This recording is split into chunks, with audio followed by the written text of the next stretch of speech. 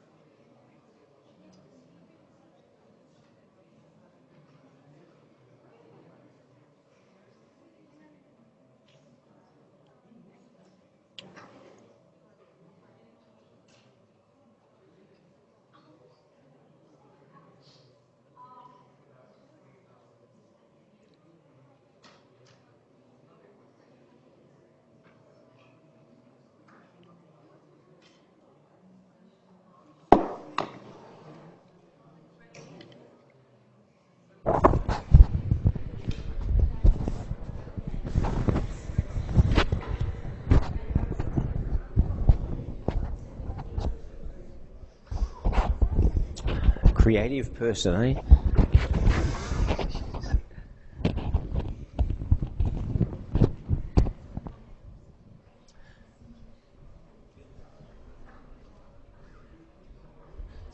Okay, so look, we'll get started. Can you give me an example? Can you give me an example of a concept which you have found challenging? So the idea of because of the thing about gay rights, the transgender question is one that was a concept which was highly contested. That people of the same sex can marry. That was a new concept for many people, which many people found difficult. Can you give me an example of a concept which you found difficult?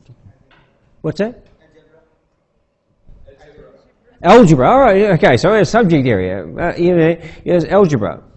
You learn. Somebody's up there and they're doing this stuff, and you say, "I don't know what they're talking about." That's a challenging concept. That's a good one. Mathematical challenging concept. And other example. Another example. You see, the reason why I'm interested. I mean, of course, I'm very interested in what you think. But it's not really to find out so much what you think as to illustrate that this is where the subject comes alive. If you like, the cutting edge. You see, when you're comfortable with all the concepts you've got, then you're in a nice, like a child in a nursery, in a sense. When you come up with a concept which is difficult, algebra, then you can feel this tension in your brain. You know, you thought the world meant that you understood the world, and now someone's presenting you with something which you don't understand, and it feels uncomfortable. So that's when the critical thinking comes alive from an emotional point of view, because often people will react against it. Organisational change is a very common concept which people find threatening. This is the way we've done this for the last 10 years. Artificial intelligence is something that many people, that you find uncomfortable. Yeah, okay. Yeah. What does it mean? Of course, one of the things about the Facebook inquiry at the moment is that I think if I go back, when I was studying 30 years ago, when I was studying at Monash University, I was doing psychology. There were people who were studying artificial intelligence then.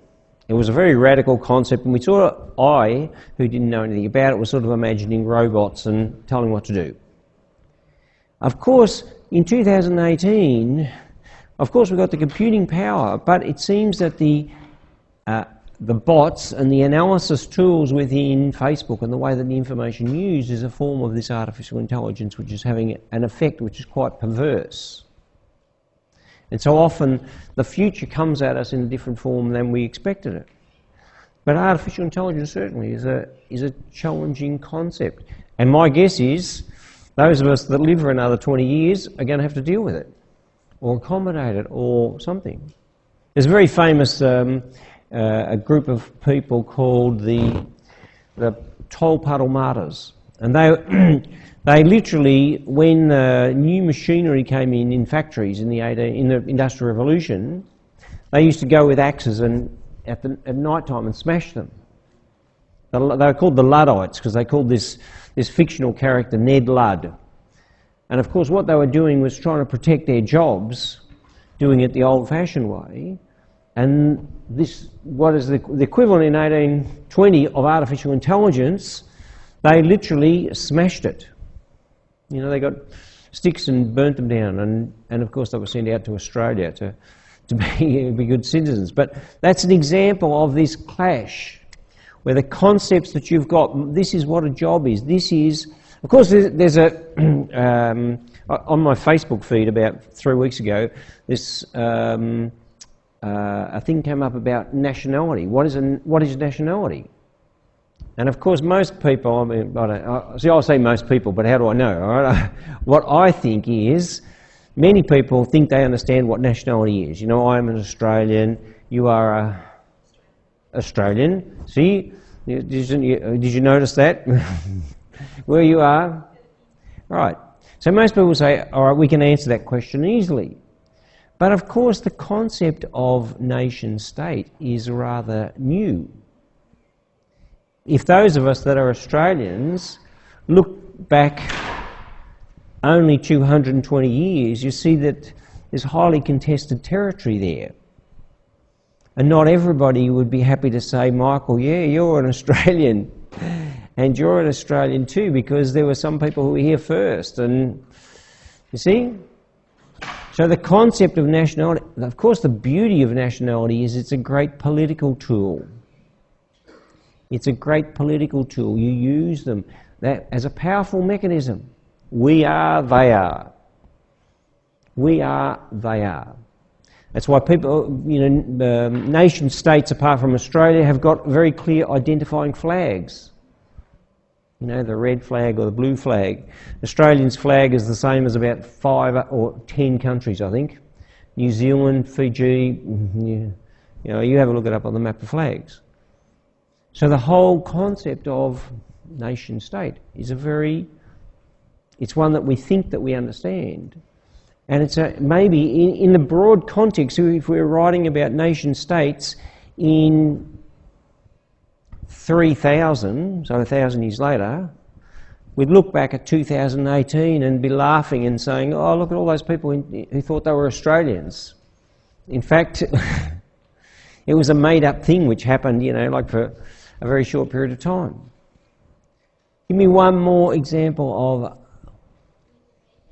euthanasia. Is a very, very, euthanasia is a concept. Of course, one of the things that I guess, so you can tell me, is that most people know what euthanasia is. The big question is whether it is right or wrong. So this is the judgment part of it, the evaluation part of it, which is different to the concept, all right?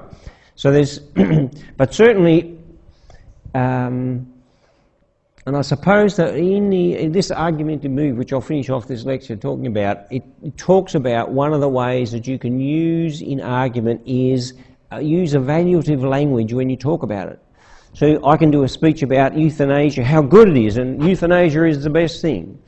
And you or somebody else might say, you see, they talk about the same concept as a bad thing. This is a flick, whatever it's called, a remote control. You could imagine that some people say, this is the devil's work. If people want to do things, they should have to walk over to the TV and do it. So it's the same concept, but it's a bad thing. Whereas other people could say, look, this is the greatest thing of technology because it's, you see? So the evaluation of the concept is another layer of it, which of course divides people. Of course, you don't have to go very far. Once we start to get on these moral issues, euthanasia, we could start at the alphabet with abortion and then move through the list.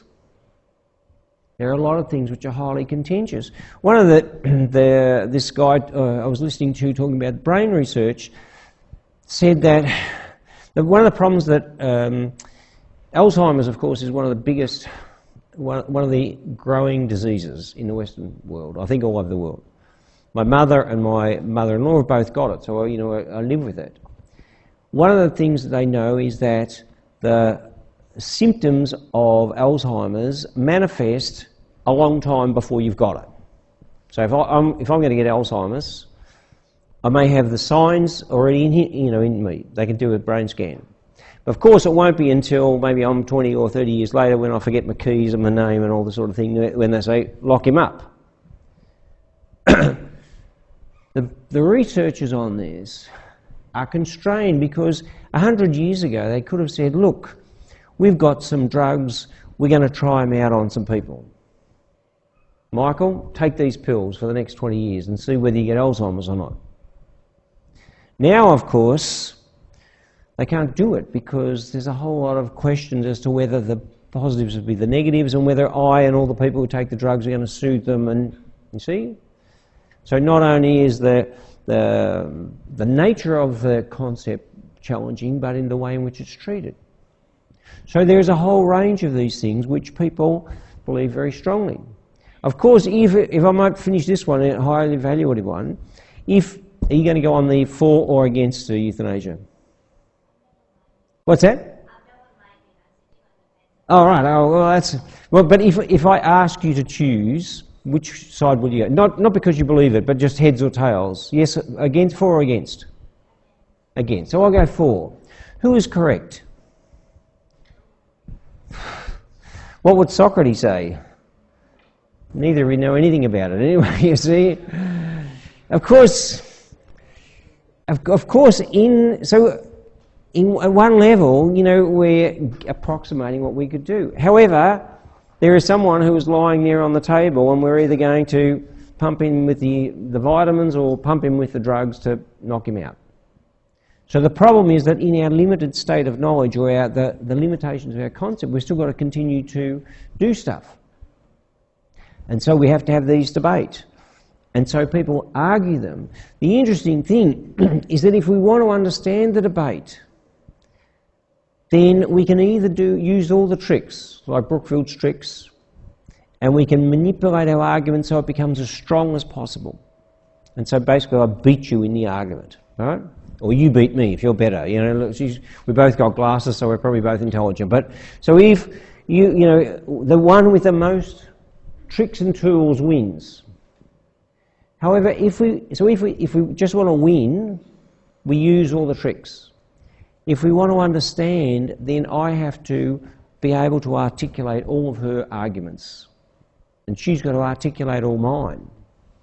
So then we know both sides of the question, you see? So the question is, in the critical thinking, one question which people generally use is, am I right or am I wrong? We should do this. I'm right, you're wrong. An alternative question is it useful? You see, we don't know whether it's right or wrong, but is it useful? And then, of course, the third one is it value, or does it fit with our values? So there's a range of ways of asking the question. So this is what we use to apply the concepts to do. And then, of course, determine whether experience meets those requirements. So give an effective definition of a concept means identifying the general qualities of the concept which determine when it can be applied correctly. So it would be very interesting if we were workshopping this to say, I want you to come up with a definition of woman. What is a woman? Now, of course, logically everything suggests it's opposite. I want you to come up with a definition of a man. See? I hope that you see how difficult that is. Or put more clearly, how many different definitions of woman and man that we would get if we had 30 people doing each definition. And then if we did it in another language apart from English, so if you've got a second language, do you? Okay, what is it? Punjabi. All right, so if we did the same thing in Punjabi, and my Italian, right? Then the inflections would be quite different as well. So this is one of the great problems in communication is that we are always under the illusion that because you're intelligent people, I'm an intelligent person, when I say something, you understand what I'm talking about. The brain research by Jeff Lichtman and all these people says there can be nothing further from the truth. Because the way in which I construct the concept of woman, man, dog, house, car, career, whatever, is this complex network of wires which has got its own, it's as individual as my signature, except much more complicated. And your definition of exactly the same concept is entirely configured based on history, culture, language, and all those things. And so when we say, you understand what a woman is, don't you? Of course you say, yes, I do. But it's not the same as, that's why it's always very useful in group exercises to say, what is the aim of this group? Because the group falls apart as it becomes clear that what your version of what you wanted to do was entirely different from what their version. And your version of doing a fair share is entirely different. So that's this conceptual stuff. Critical thinking, so becoming an educated thinker involves the learning to form and apply concepts so that we understand complex ideas, make sense of what's happening now and anticipate what might happen in the future. Complex ideas. Of course, if we start with the first complex idea from this subject, nobody remembers, but it was a good life. Remember the potter and Socrates. His fundamental question is, what is a good life? What is a good life? Of course, in the end, when we get buried, they'll be able to say, well, he had a good life or a bad life or whatever it is. But to actually define what we mean by a good life so that we aspire to whatever it is quite a complex assignment for us to do. And we don't do it because we don't have to do it to pass an exam. But that illustrates, such a simple thing as a good life. That's why Socrates was talking about this stuff 2,500 years ago, even before he knew the structure of the brains and the neurons. So when concepts collide, first-rate intelligence and the art of operating under pressure. The test of first-rate intelligence is the ability to hold two opposed ideas in your mind at the same time and still retain the ability to function.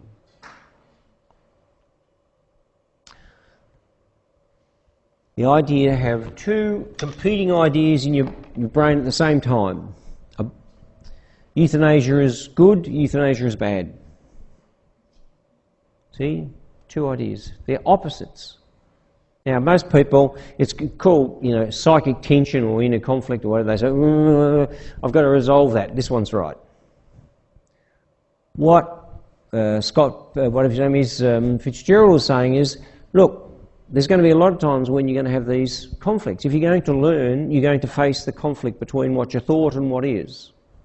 And it's only if you can stay with those two things, continue to operate despite the fact that it seems like they're opposites, then that's what an intelligent person is. So the unintelligent person, or the person without that skill, will always want to quickly resolve it. Is this good or bad? I want to think about it. No time. Come on, think, what's the answer? One of the things in schools, I don't know where you went to primary school, but in Australia, teachers always say, what's the answer? And it's the person who can do this the quickest is seen as being a smart person. Fitzgerald would say the smartest person in the room is the thing saying, I don't actually understand the question and I need a couple of days to think about it, you see? That's it. All right, so there's the symbol, the international symbol for two things at the same time. Right. Now, so the synthesis is really turning that idea into a specific process. Synthesis refers to a combination of two or more entities that form something new, creating something by artificial means. Does anyone know what synthetic clothing is made of? This is an interesting question. What is synthetic clothing made of?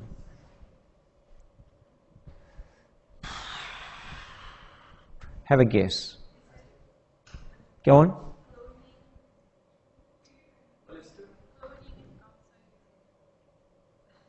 Clothing outside the what?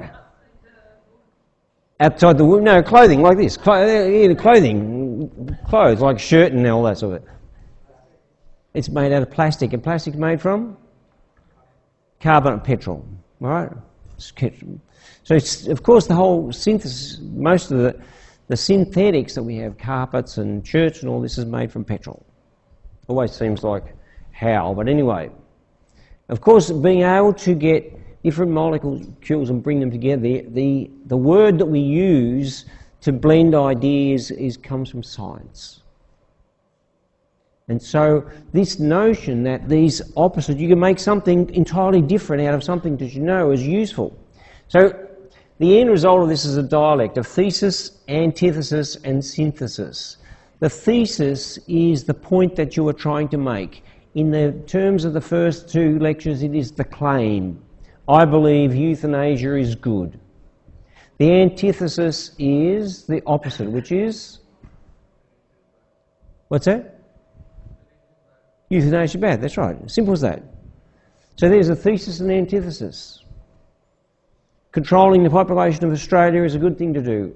Controlling the population of Australia is a bad thing to do. Giving police guns in Australia is a good... You see, that's it. Just this and the opposite.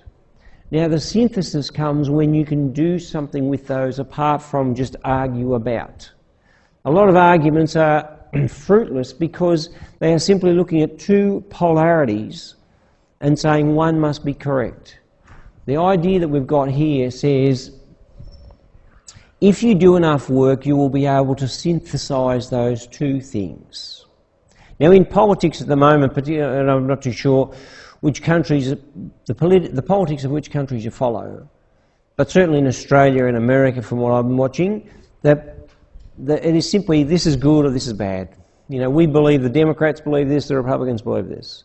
The Liberals believe this, the Labor Party believe that, and that's it. So it's from an intelligent level, it's sort of somewhere near between your shoe and your sock. So Hegel's triad is described as this process of combining them. The thesis is an intellectual proposition. The antithesis is simply the negation of it. The synthesis solves the conflict between these two things by reconciling the common truths and forming a new thesis and starting the process over. Now, a little bit that I showed you about the brain actually helps us with this. Because you imagine all these network diagrams, they're saying euthanasia is good, right? Because of your religion or your experience or whatever. You know, you saw somebody who had a very bad death. And then somebody argues that it's bad. And so that idea goes into your brain and sets up its own neural network, which is in conflict, and it feels like it's conflict. You know, you see? Now to resolve those, all you need to do, or what you might say, not all you need to do, but the work you need to do is to find a way to link those various networks together. You see? To see what comes up. Now, of course, when people are heated in argument, they cannot imagine that the other people can be correct. So it becomes an argument, it becomes a fight, it becomes a war, it becomes crazy. Intelligent people then say, look, hang on a second, there's got two opposing views which are just opinions. Socrates says neither of you know anything. Why don't you just say, let's play around with these two ideas and see where they meet. See where they meet. That's what the synthesis is. So the diagram looks like this. The thesis on the bottom left and the antithesis on the right. You form those together and you come up with a synthesis. And then you get the synthesis then becomes the new thesis. And the thesis then finds an opposition. And then you put those together and you come up with a new synthesis, and on the process goes. Now, before I go to the next slide, you've got it in front of you, can you give me an example where this synthesis has occurred? Opposite what you thought was true, what you thought was true, what you thought was false, and then those two things have come together. This is quite hard, all right? I don't expect anyone to come up with a good example, but surprise me. Surprise me. The idea of democracy? The idea of democracy is a good thing, democracy is a bad thing, so where's the central part? No, so before it was more like socialism and versus capitalism, and now it is more like capitalism is the right way. That is a very complex answer, right? That's a complex. We have to think about that, process that. All right, it's a good example. Too complex for the moment. We'll come back to it. Anybody else got one? Anybody else? The war that's going on in Syria. So, okay. So where's your thesis?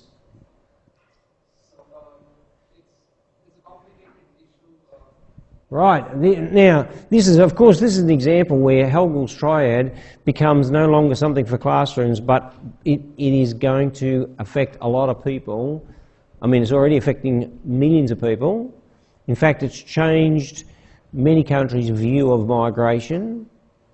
And so the thing that's happening right at the moment, the discussion between May and Trump and various people, is going to lead to something. So what's the thesis? As we stand now. The basic reason that people are talking about is because of the resource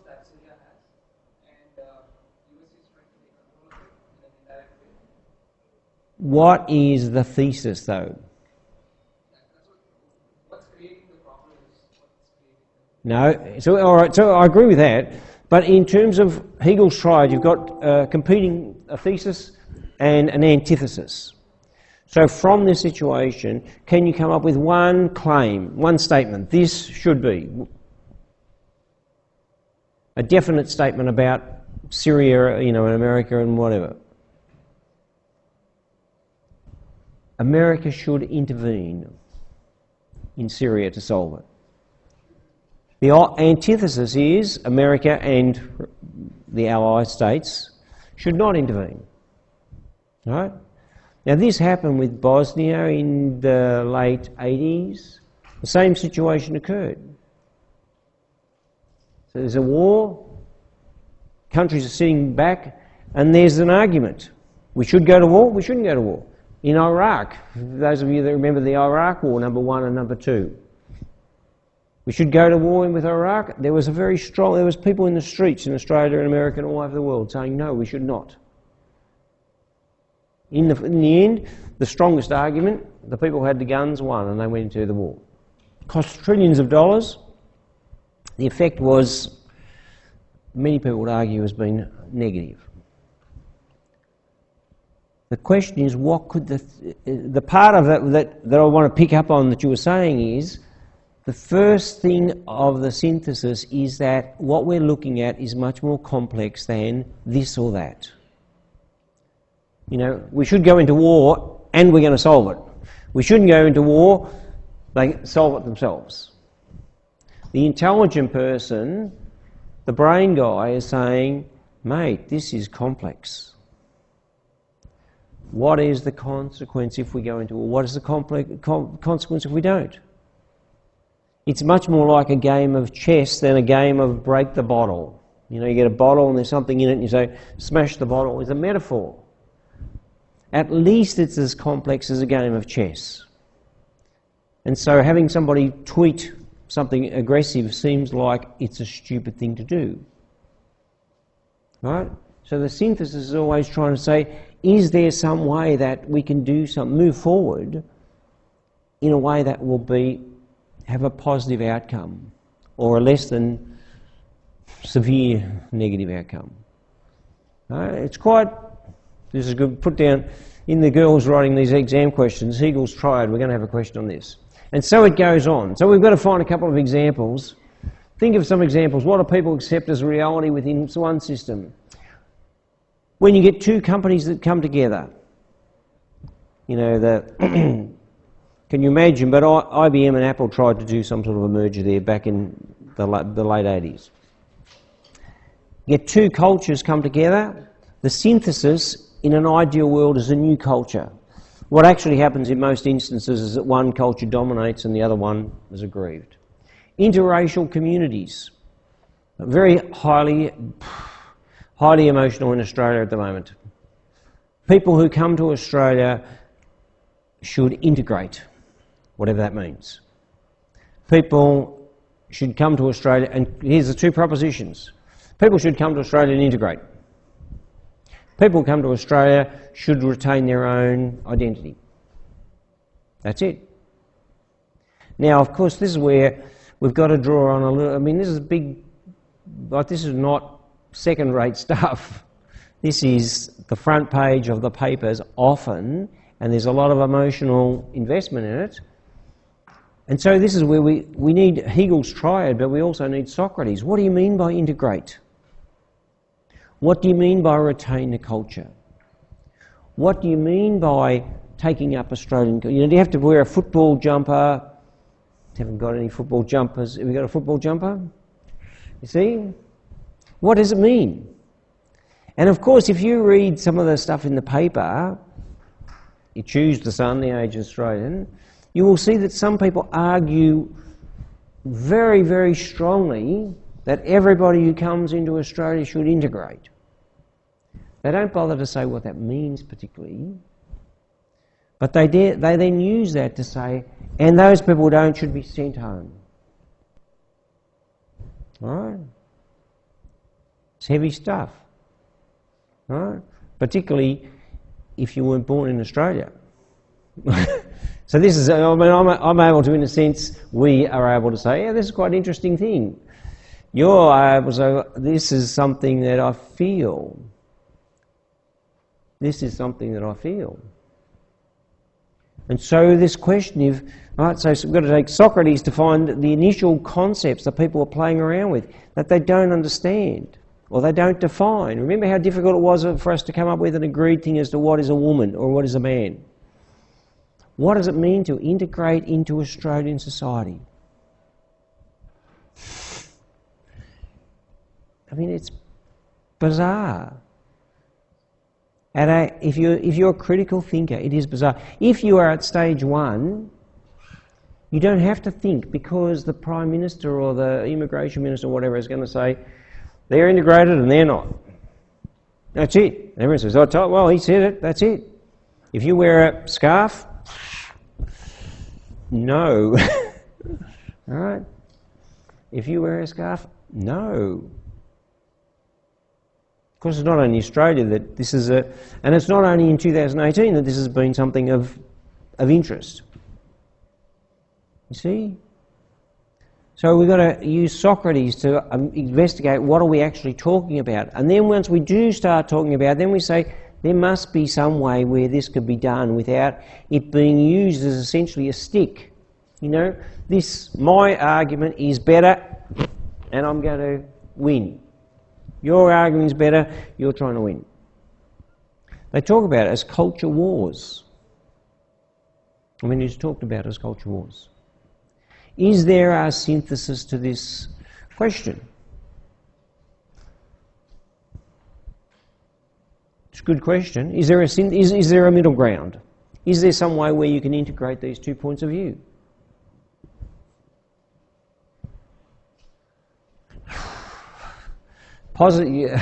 If you're a positivist person, you have to say, even if you don't know what it is, you say, I hope so, because I certainly hope so. Of course, if you look at it, the synthesis is not very difficult. It's possible for people to retain their own culture and to be part of Australia. I know a lot of people are born in Australia and their values are entirely different. So simply being born in Australia doesn't mean that you actually all barrack for the same football team. Clearly, if you have a look at the voting, not all that many people are happy with the Prime Minister or the previous Prime Minister or the previous one before that. So what they're talking about at a conceptual level is, if you come to Australia, here's the flag, get behind me and we're going to march, you see? If they actually did it, there'd only be 50 people in Australia who'd march behind them. You see? The synthesis is actually a very simple one if you ask the question. People can retain their own culture and be part of Australian values. That's not actually a complicated thing. And so this, that Hegel's triad just really says, mate, you just got to think a little bit harder. Since I've been teaching in universities, I've said and found that thinking is the thing that most people would least like to do in the world. It's the thing that people would least like to do. Much rather watch TV or simply affirm the things that we know. My beliefs, my religion, my parents, don't confuse me with ideas, Michael. I just know what I know and that's it. Stage one. It actually doesn't take very much to go past the hippie stage and say, all right, I'm going to think about this. And the Socrates tool, what do you actually mean by the concept, is a much better question than yes or no. Do you agree with me? I mean, I'm saying that rhetorically. Rhetorically, do you agree with me? I think everyone who comes to Australia should be Australian. Do you agree? See? A better response to it is say, what do you mean? What do you mean, What would Socrates say to this question, mate? Obviously I'm interested in this stuff because this is what's going on. Western and Eastern medicine. Well, I was listening to somebody, my brother said a couple of weeks ago, all Eastern medicine is a waste of time. It's all It's all stupid.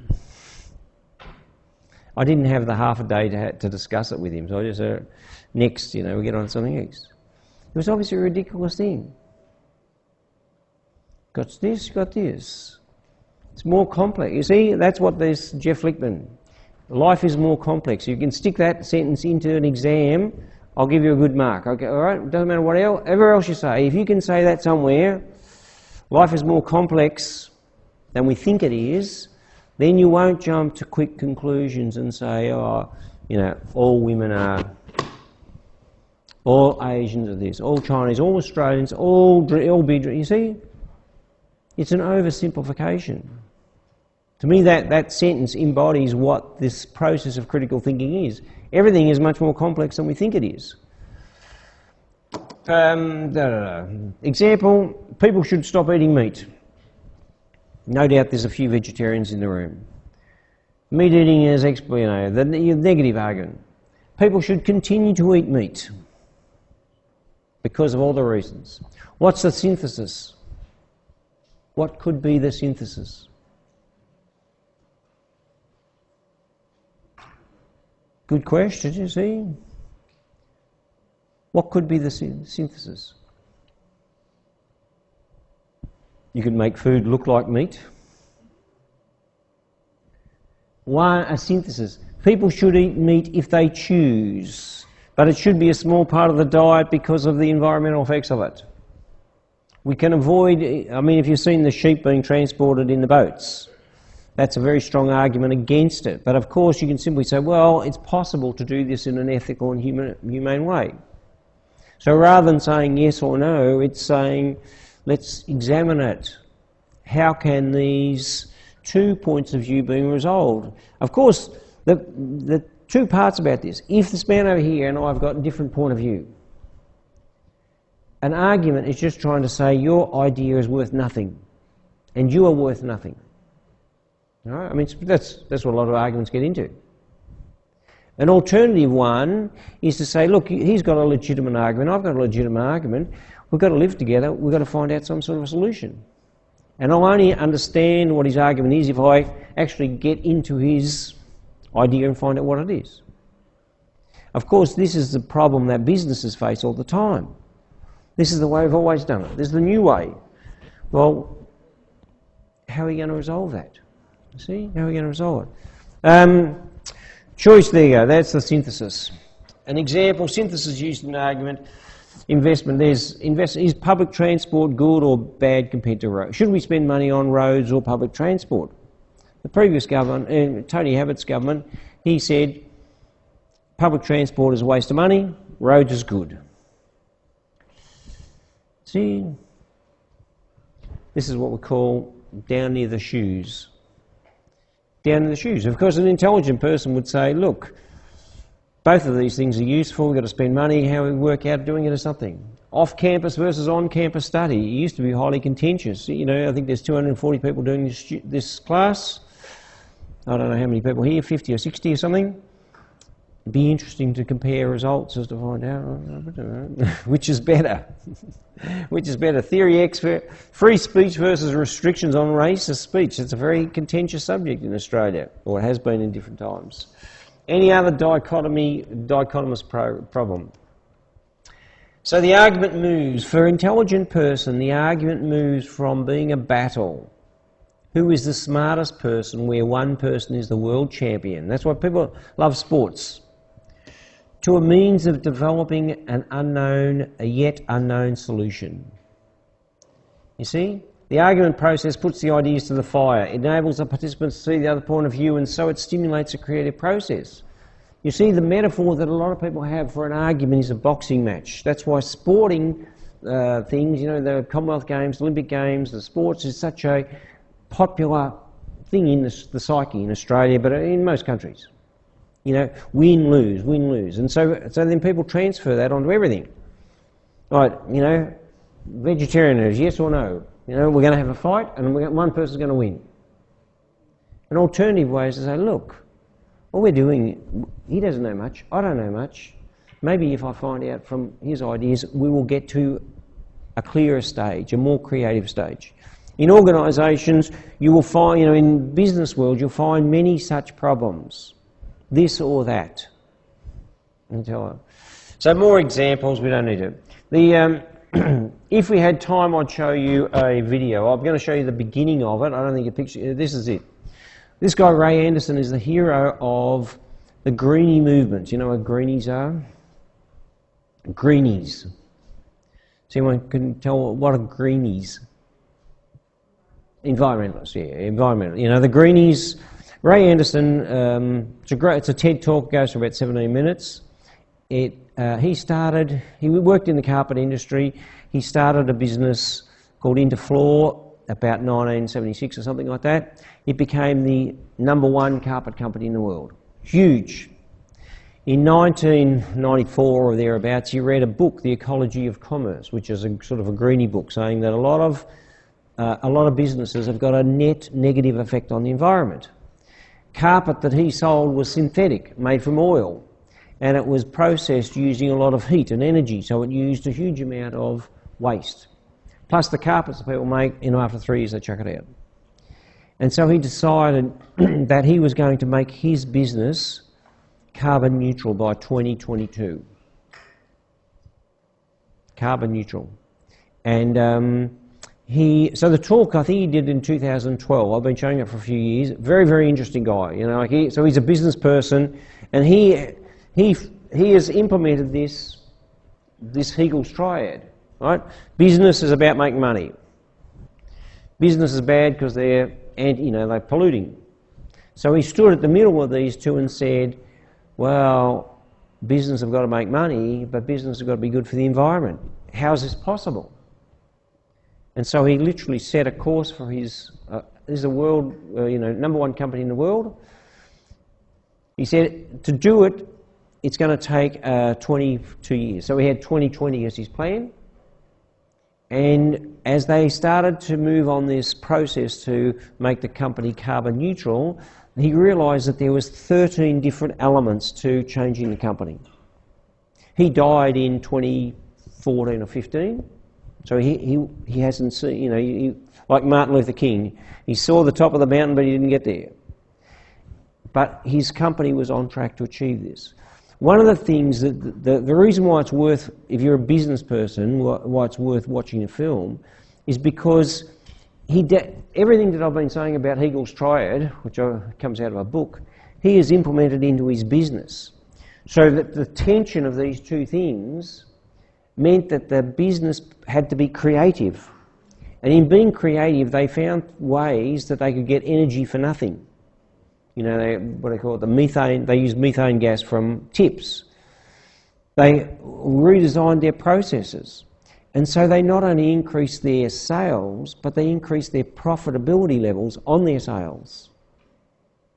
So the company went from being a carpet company that was #1,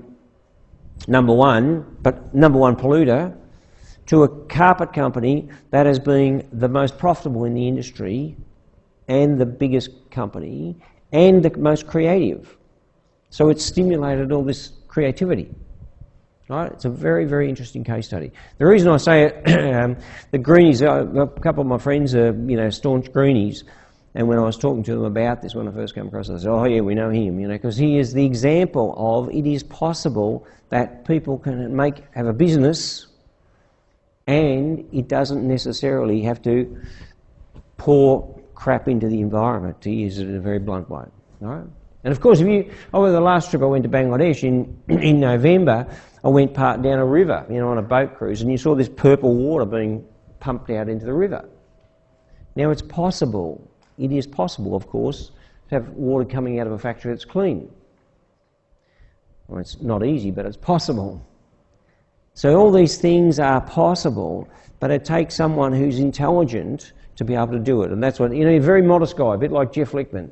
He didn't say, I'm the smartest person on the planet in my industry, but he was, by far. Right? I'll come back to this next week, all right? This is some people might be familiar with Plato, but I won't. So in summary, we use our brains to create concepts, but we're just beginning to understand the mechanics of the brain. Of course, that is a false metaphor. Can anyone tell me why? It's a bad metaphor. The mechanics of the brain. It's quite a good, tricky question, which I don't know. Because the mechanics of the brain suggest the brain is like a machine. You know, but it's actually more like a chemical lab. It's a chemical lab with wiring. Of course, the metaphor in the 80s was that the brain's like a computer. The metaphor 120 years ago was that the brain had a little man in the back, for women as well, I had to say, called the homunculus. So all this information goes in and this little man made decisions about what you should do. Of course, it was a limited metaphor because the question for a critical thinker was who was in his brain. You know, it's one of those Russian dolls things. So the metaphor for the brain is much more like a chemical lab meets a electrical wiring diagram. But of course, in 10 years' time, that is going to look hopelessly out of date as we have a much more accurate metaphor of what's going on. So in Socrates' terms, we don't know. 3 centimetres on a mile trip. We simply don't know. The concepts provide the beginning of our understanding of the world. We need to get a sense of where we are, otherwise we'd fall over all the time, literally and metaphorically. So the systems view of the world, which is what we'll look at next week, provides a much more dynamic, interactive, independent and potentially accurate understanding of the world. So that's where the action for next week is, the systems view, which in my mind, my understanding is the closer, we're getting closer to being able to understand things if we take a systems view. Socrates, his statement that the only thing, he says, looks much more like the truth than a joke. So, let's just go back one, and I want to talk about these 4 techniques. The argumentative moves. So, I mean, you probably already decided which critical thinking techniques you're going to use in this thing, but I'll put these in as well because they're useful. You see, they might be useful. Argumentative moves, as if you're going to argue something, there's it's like a strategy which enables you to seem more powerful and that you're more correct. Right? The metaphor that I was going to use, I'll show you in very quick time. This is one of my favourite videos. I'll do it at fast speed. Turn the sound off and play it. So if you're building an argument, you are literally building a structure, right? You're building a structure, and if the structure should have form, and each part of the structure needs to be well designed. And so in this, this guy, Olivier Grosset, does these great constructions with cardboard, and of course he's got the idea, there's a plan there, and then they get a whole crowd of people, it's usually at a fair or a market or something like this, they all come together, and then they start to build this thing, he says, start doing this. Now, the first thing, which I'll